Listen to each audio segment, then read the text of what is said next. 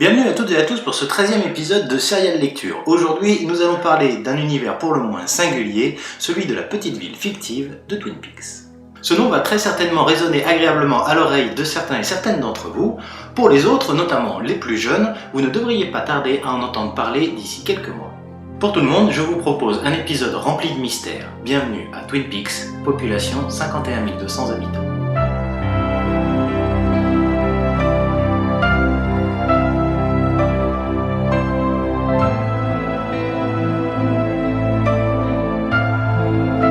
Twin Peaks est une série culte produite et réalisée pour la télévision en 1990. Nous devons cet ovni télévisuel à David Lynch, cinéaste qui n'est plus la peine de présenter, et à Mark Frost, dont il sera plus largement question dans cet épisode.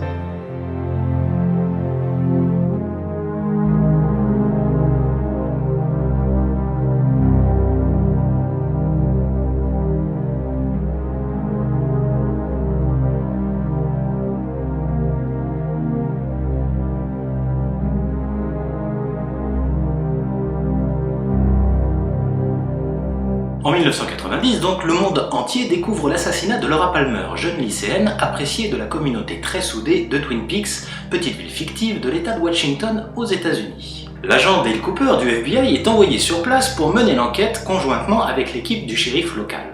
En tentant de lever le voile de mystère qui entoure la mort de Laura Palmer, ils vont être confrontés à bien d'autres énigmes qui pèsent sur Twin Peaks. Car des secrets à Twin Peaks, il y en a beaucoup. Qui a vraiment tué Laura Palmer ?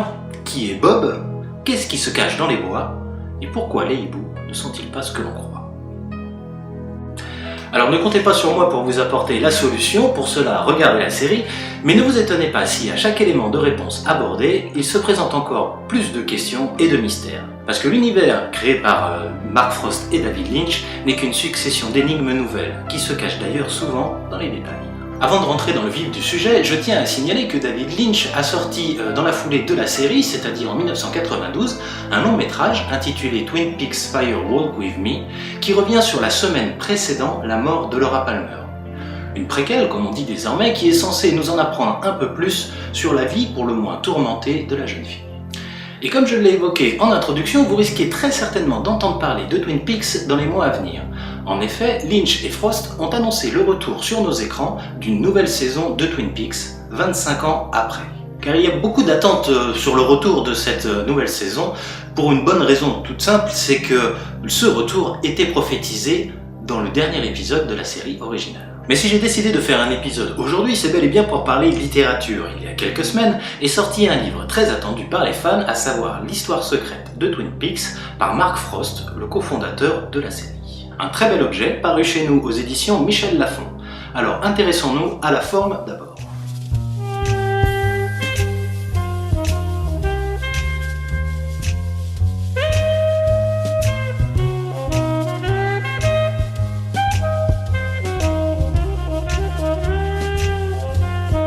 Alors ce qu'on peut remarquer en premier lieu, c'est qu'il s'agit d'un livre avec une couverture reliée, c'est-à-dire une couverture rigide. Ce qui pourrait faire penser à un beau livre, on s'y attendrait presque à y trouver des photos. En fait, il s'agit bel et bien d'un roman. Alors bien sûr, on retrouve le titre du livre, L'histoire secrète de Twin Peaks, avec bien sûr la charte graphique qui apparaissait déjà dans les épisodes. La mention pour le roman et également le nom de l'éditeur. Alors comme vous pouvez le voir, il s'agit d'une couverture sombre et mate, avec cependant ce petit pictogramme que les fans de la série connaissent bien, qui lui est imprimé en brillant. Et alors autre élément, je ne sais pas si on le voit bien ici à la caméra, mais on a la silhouette ici d'un hibou. Souvenez-vous qu'à Twin Peaks, les hiboux ne sont pas ce que l'on croit. Alors le livre est disponible avec un bandeau, comme vous pouvez le voir, qui n'est pas négligeable, puisqu'il fait quand même les 2/3 de la taille de la couverture. Et c'est, il faut l'avouer, un bandeau assez travaillé, avec un décor de forêt dans la brume. Donc ça, c'est pour coller avec l'univers de la série. En couleur, c'est pas un simple bandeau comme on a sur les livres qui viennent de gagner un prix littéraire ou pour faire un argument de vente. Là, c'est vraiment inclus dans le graphisme général du livre. Donc c'est un très très bel objet. Voilà, je vous montre la tranche et la 4e de couverture. Voilà, donc vraiment un très très beau livre.